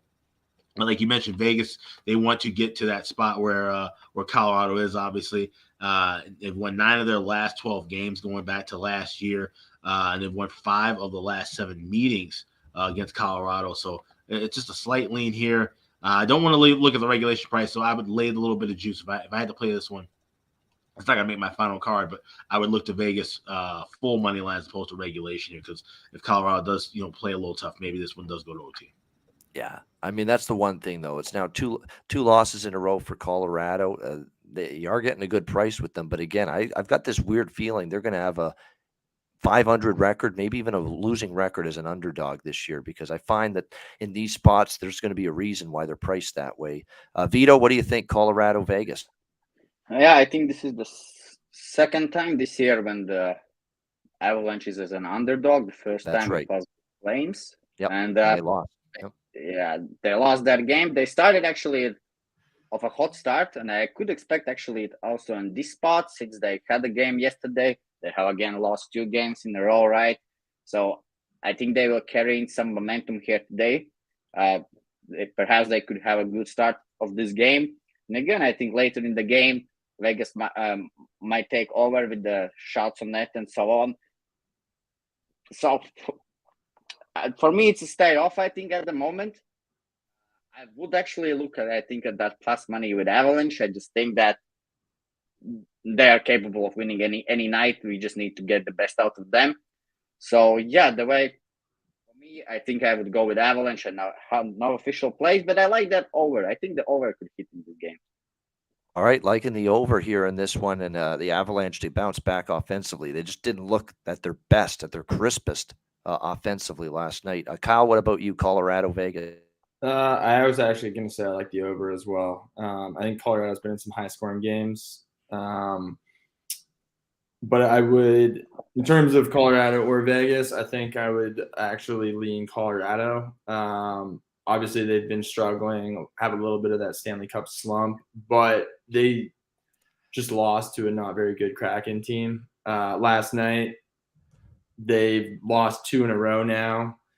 You got to think they're going to get up for this Vegas game. Obviously, one of their bigger rivalries as of late.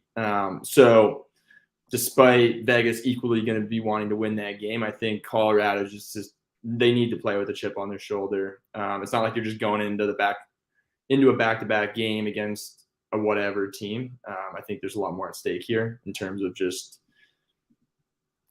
winning that regular season battle between the two teams. So I would, with Colorado at plus 105, I think I would take that. It might be a good night for McKinnon props because he only had an assist last night. That's pretty quiet by his standards. And usually when he's quiet one game, he's not the next. So getting lots of shots too.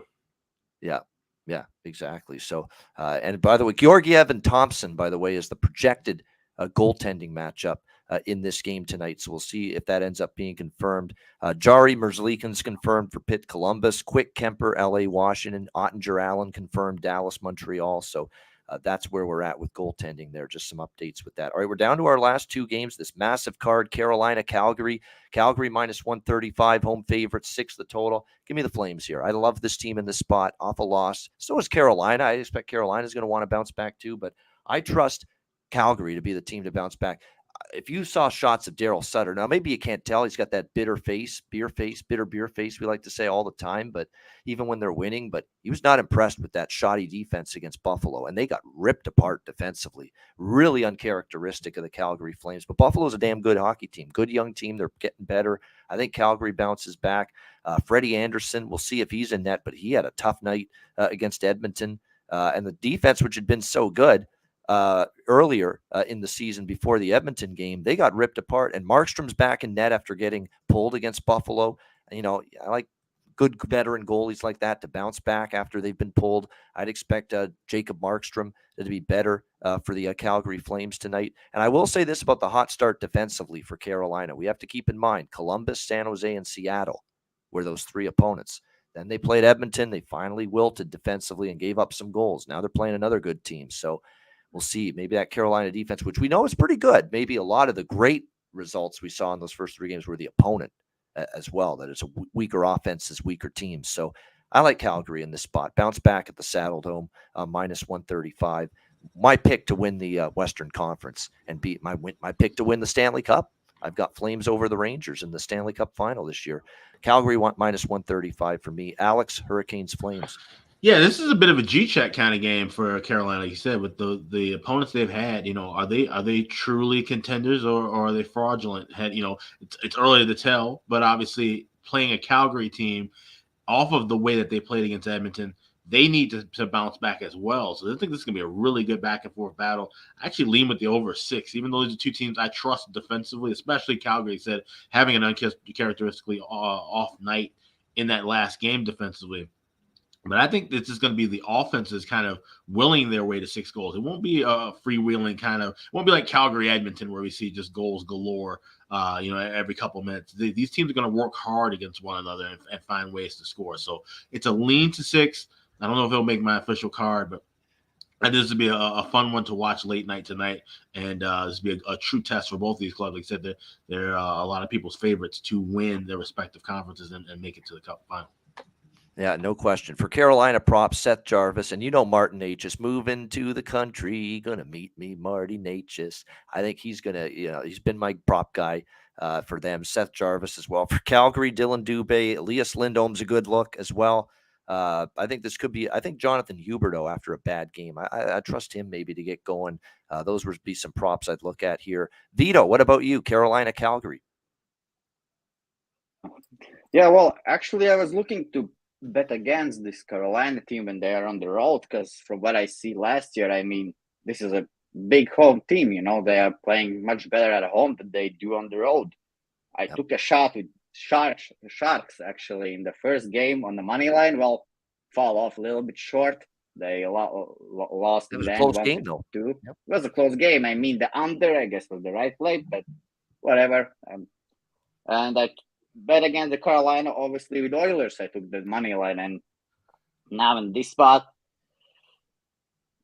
I think also these are two very good teams. I mean, and any of these teams can win. I mean, Carolina can also win this game, but I just also like Flames better in this spot. I mean, at home they are dominant, and it's just the Carolina team, which on the road is not the same as they are at home. So I kind of want to stay away betting on Carolina when they're on the road, and that's pretty much it about it. Kyle, how about you? Good game here, Carolina, Calgary, late night. Yeah, definitely be a great game. Like everyone's been saying, two of the top teams, both coming off losses. I'm gonna go draw. Take a card out of Alex's book, and I think it's gonna be tightly played. I don't think it's gonna be high scoring, so maybe look at the under. But I don't know what the odds are on the draw, but around plus Plus 320. 330. Yeah, plus 3. I've seen as high as plus 340 a couple of shops. Wow. so Little overtime for Kyle there. I like that he picked a draw. Every time Alex has mentioned a draw, I see this big smile. Goofy smile. I was like, He loves the draw bets. Like it's good. It's a good bet though. It is. It's a good value. So it's fitting that you picked a draw before we wrapped up this card today, Kyle. Like and maybe some overtime here with Carolina and Calgary. All right, final game. We've reached the summit here. If you will, this massive, 13 games on the card today, Buffalo and Vancouver. The Canucks minus 155, home favorites, 6.5 the total. Now, this is one of those spots where, and I say this, if you've been taking Buffalo, like I have, Calgary, I took the team total over. I didn't take the money line. I took the team total over 2.5. And I took Buffalo against Edmonton. I think I did that night as well. Yeah. But I've been riding Buffalo, either team total or money line. If you've been riding Buffalo, I say bet them again here because you've got a winless Vancouver team that cannot protect a lead. That's also in a spot where they're coming home off a long road trip as well. I get it. It's their home opener. They want to put on a good show here. First game at home. They should be, really amped up, but they're just not playing good enough hockey here. I like Buffalo. I am going to bet Buffalo, but here's my word of caution for you. Okay, Buffalo's just come off 2 huge wins against Calgary and Edmonton. It feels like clunker is right around the corner for the Sabres, and Eric Comrie was a big part of those 2 victories. Very good in net for Buffalo, and there's some hints going around based on what I'm reading that Don Granato is going to rest him tonight and go to Old Man Winter, Craig Anderson, potentially in net tonight for the Sabres. So that does concern me a little bit in this game that they rest the guy that's been just awesome in net for the Sabres on this road trip. So, but at the same time, there's no way I can lay $1.55 with Vancouver in their current plight. They're not protecting leads. They're not playing great defensively. Demko's been average as well, but a lot of it's been the bad play in front of them. I'd go with Buffalo here, plus 135, and I'd look at some props and a team total over with Buffalo as well, which is 2.5 again. You got to lay some juice here, 2.5 minus 145. But this is going to be a gold mine all year. Buffalo's team totals, whenever they're 2.5, they can score 3 goals. This team, Tage Thompson, goal props worth a look. Definitely Tuck at a hat trick. Can't go wrong there. Keep an eye on JJ Paterka. JJ Paterka. Watch out for him. That's a reference from. I can't even remember what that's from. It was some old show or movie I remember from way back in the day. Yeah, it's an old TV show. I'm trying to think of it too, man.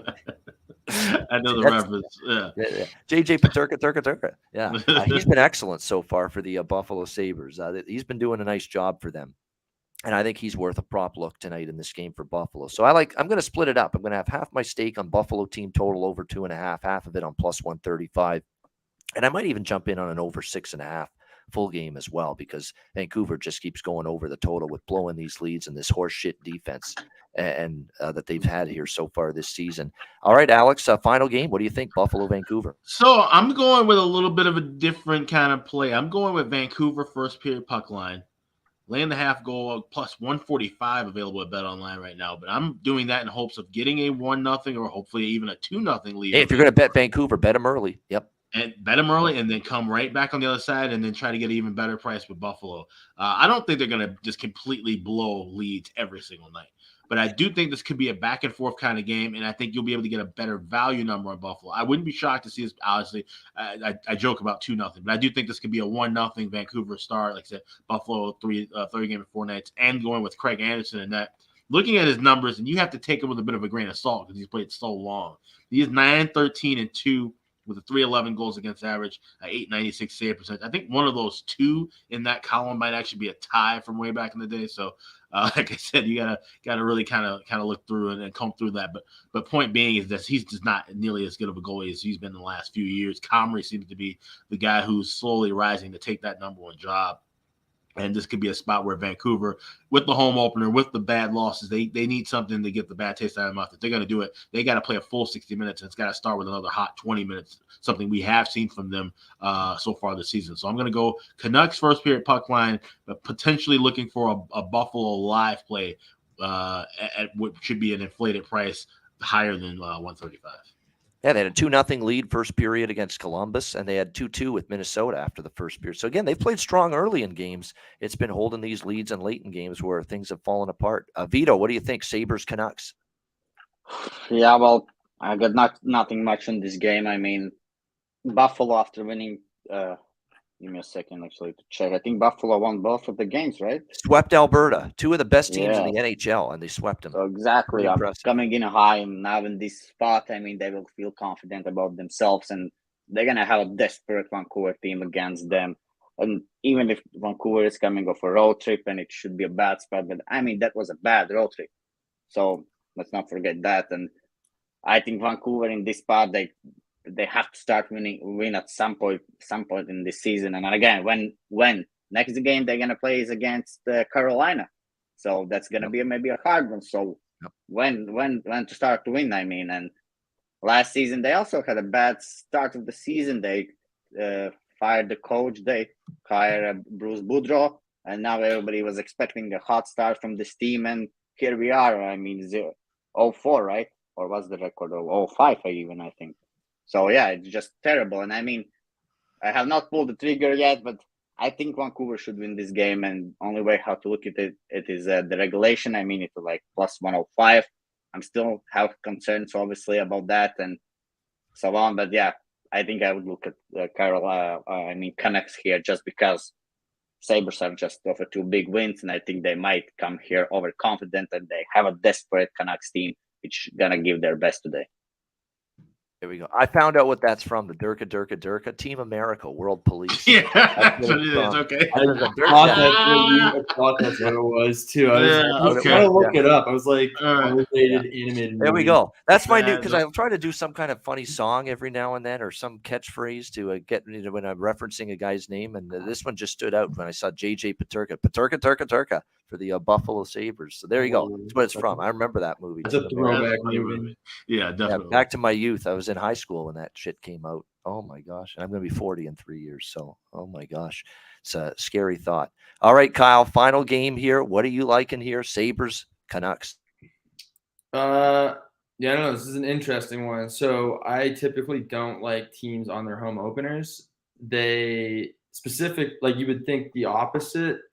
Just in general or off a road trip? Just in general. Like I played in one in Chicago and you were waiting around for so long. Now I also didn't see the ice for the first 7 minutes of the game. So I think the time between warm up and when I actually played my first shift was like over an hour. And it's not like you're like in the dressing room on the bike, keeping the legs fresh. Like you are just standing. And if you stand for an hour straight and then go and try and play an athletic sport, your legs just don't respond. So I agree with everything. Like Vancouver is going to be desperate. They like need to find a way to win. I'm sure they're getting shredded by the media in Vancouver. Going to want to show up for their home crowd. And Buffalo. So I don't know. I like it's another one of those weird situations where you got a desperate team, should be better, playing a team that's not so good. Like it's very similar to the Philly game. So I would probably stay away. I'm biased towards Buffalo. I played with Hinostroza for quite some time, and he's been off to a hot start. Want to see him do well, and I like the underdog too. So I would go with Buffalo, but that's more of like not a very educated bet, more just like. I played with Vinny Hinestroza, bet Buffalo. There you go. I'm translating it the way you're thinking right now, right? He's my guy, bet them. Exactly. Wait, and you make a great point though about the ceremonies for opening night and different things, and maybe we start seeing teams do what the Detroit Red Wings did last night in Chicago. They didn't even come out for the anthem. They stayed in, and they knew it was going to be a big, long, drawn-out process. They knew they're going to, bring everybody on the ice. Of course, it's a big ovation for Kane and Taves as well. So maybe they sit in the locker room and rather than standing on the bench and going through the motions, maybe they kind of just doing that little part maybe reframes their mindset a little bit. You think we see teams do that a little bit more possibly? So the game that I was there for was the banner raising ceremony, so it was extra long. And what was I gonna say? Yeah, so we were playing the Rangers. They were in the locker room.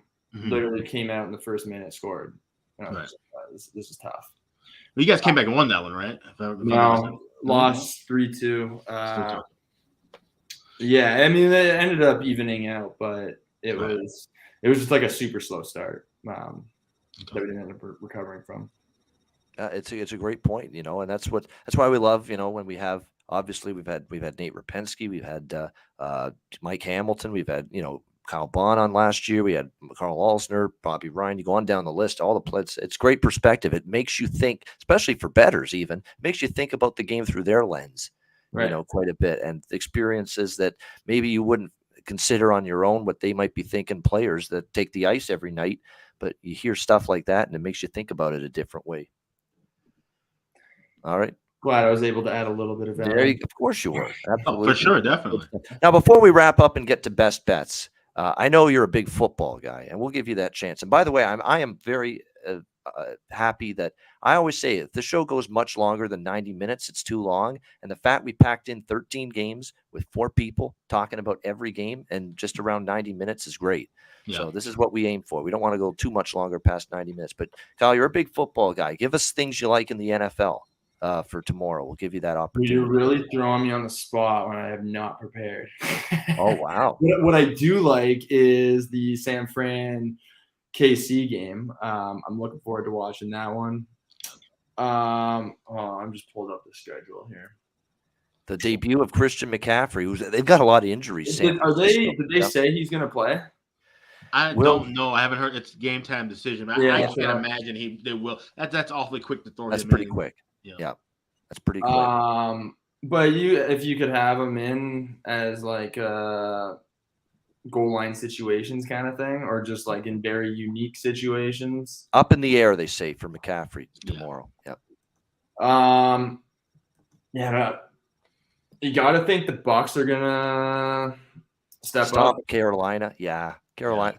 Well, they don't have a quarterback. They just the Bucs have been very average as of late, so I would like to see them. Hefty line move though. I opened 10.5 all week. We're now seeing 13.5. So which not surprising. So as far as a betting play on that, not sure. But I don't know. I like the only thing the year when Patriots. I mean, they're down to Scrub City at quarterback. It's got to be said, Carolina. PJ Walker and Jacob Eason. Neither guy can fucking play. Okay, I've seen now multiple weeks now.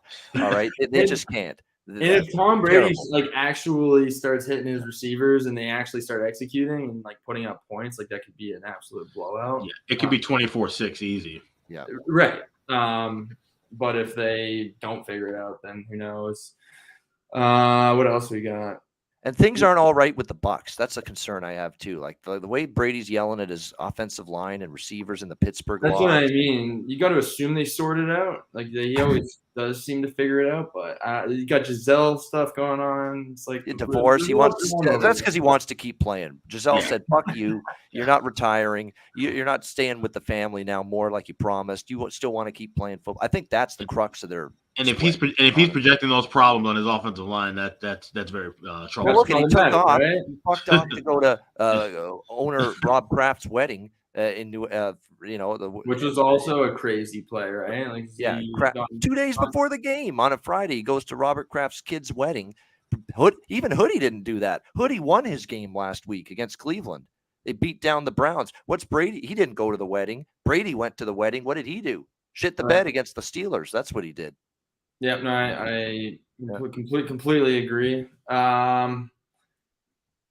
Bears Patriots. I don't know what the line is, but I feel like it could be kind of interesting. Seeing Alex eights, is a Bears fan, so we'll have a take on yeah, this. we're seeing 8s with Patriots, and honestly, that game screams under to me. Bears bringing a young quarterback like Justin Fields against Belichick. We've seen how Belichick defenses have devoured young QBs over the last 2 decades. Yeah, that could get ugly. So wouldn't lay 8 either with the Patriots. It's probably a pass for me. Is Mac Jones back or no? It's Zappy, and honestly, Zappy might be the better option because Jones has fumbled the ball. Jones has thrown some interceptions. Zappy's a little bit more. Zappy's the guy I watched play Western Kentucky closely. He's a guy who doesn't make a lot of mistakes, despite being groomed from a high kind of up tempo offense. So, yeah. Only Alex and I would know how good Bailey Zappi was coming into this year because we watched Western Kentucky college football. So there you go. We know all about Bailey. You guys aren't surprised. You guys aren't surprised to see him thriving. No, I'm not. Actually. Not really. He's got a pretty good arm. Better than Brian Hoyer. Yeah. Yes. Yeah, so. Definitely. I agree. They made the right move, giving him the start. So there you go. A little NFL talk to wrap up the show. And the Cincy game could be interesting. Love that over. Yeah, I like the over there, Atlanta. And Atlanta has covered every point spread this year. Perfect ATS. I think they will again. Cincinnati's winning games, but not easily. They barely beat New Orleans last week. Every win's been close for the most part. But they've been getting better. I feel like they're trending. They are. I agree with that. I still like the Falcons there and over the total. All right, good stuff.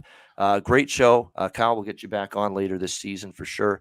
And I know weekends is best for you, so we'll get you back on a Saturday or Sunday in the near future. All right, best bets to wrap things up. It's been a long show. Let's put a kibosh on this and wrap it up. Alex, what do you think here for best bet today? We'll actually get some better value now since I gave this play out about an hour ago. But we'll go with Penguins and the Blue Jackets. First period over 2. I'm seeing plus 110s and even some plus 115s around. So I think that's going to be a high scoring first period. Somebody mentioned in the chat with Blue Jackets 0-4 in the first period. They've struggled to get things rolling that first 20. And we've seen the offense be red hot for the Pens. So let's go Pittsburgh and CBJ. First period over 2 plus 110. That's my best bet tonight. There you go. Pittsburgh, Columbus, over 2 first period. Best bet for Alex B. Smith. Vito, best bet. First of all, Devils just now scored. I mean, that took them forever. So many scoring chances. But finally, Sharangovic opens the scoring there. Nice. And yeah, one more bet. I have actually just now the Rangers for tomorrow in regulation at minus 105. So if somebody has the line open, I think that might drop. And today, well, since Devils already scored, I cannot go with that. Should decide between regulation or Ottawa regulation, but I think what's the price for Ottawa regulation? I think it's pretty small. Where we have Ottawa, well, it's 1.65 in my book. So let's take a shot. I will go with the actual. Minus 165 in regulation. Ottawa? No, that's 1.65. I have European odds. Oh, okay. Yeah. So it's like minus 140, right? Something like that. Yeah, you can get that in some spots. Yeah. Well, if that's okay for the best bet, give me that. Give me odd. I will go with sense. Yeah, it's whatever you like most. It's whatever price. Yeah, whatever that's around like minus 155. If you said 1.64 in decimal, I think do a little it's around minus 155 in regulation. So we'll give you that. Ottawa in regulation. Yeah, give me Ottawa. Ottawa in regulation, minus 155 against Arizona for best bet. All right, Kyle, I think you did good with these last time. What do you like here for best bet? So the Bruins bet's out, right? Yeah, that started already. Yeah. It's looking Newsflash, that game's playing already. Yes. It's looking good. What's the Leafs money line? It's minus 170, or you could go in regulation for a better price, minus 110. Yeah, I'm gonna go with my Leafs. There you go. We'll give you minus 110 in regulation. We'll force them to actually get shit done in 3 periods tonight. So there you go. I like, Toronto in they regulation. gotta step up at some point. It's tough to watch. Yeah, you think. Well, we'll see. Bring 2 good games. Hey, you never know with that group. By the way, if you got to rewind to some of these shows we did in the past. Go back to June 1st, 2021, because I actually sent this to Jay Rosehill, who's joining us on Tuesday. And it was a rant of all time for me about the Leafs. They had just got knocked out by Montreal, that embarrassing 7-game loss where they crapped the bed and shit the bed and blew a 3-1 lead. I'm ripping on the fans. I'm ripping on Mitch Marner. It was at the time making more money than Nate McKinnon. That's obviously no longer the case now since McKinnon got his big contract in the offseason. But search it on YouTube, The Ice Guys, June 1, 2021. Memorable show. Memorable rant. I'll go check it out. No, as much as I'm from, and I spent 25 minutes, Kyle, talking.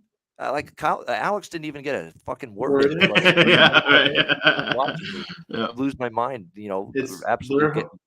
They're hilarious to watch. As much as I want to see them win, it's also hilarious to see them lose. I don't know. Yes. So actually, maybe that's not the best bet. They'll make you angry. They'll make you cry. They'll make you laugh. The Leafs. That's what they do to their fans yearly. All right, my best bet.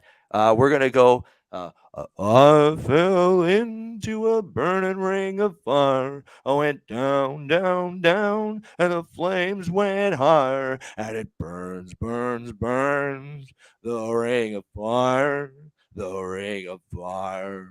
Calgary Flames minus 135 against the Carolina Hurricanes. We're coming back to the well with them tonight to get the job done against the Carolina Hurricanes. And a little Johnny Cash on the way out. Best bet here for Saturday. That's a wrap. What a show. Thanks to everybody. Alex, Vito, Kyle, great job as our guest today. Hit the like button on the way out. We gave you an hour, 40 minutes. Can't do better than that. For Alex, for Vito, for Kyle, I'm Ian Cameron. Have a great Saturday. Enjoy the games and good luck. And we will be back tomorrow, Sunday, noon Eastern, for another edition of the Ice Guys presented by National Hockey Now.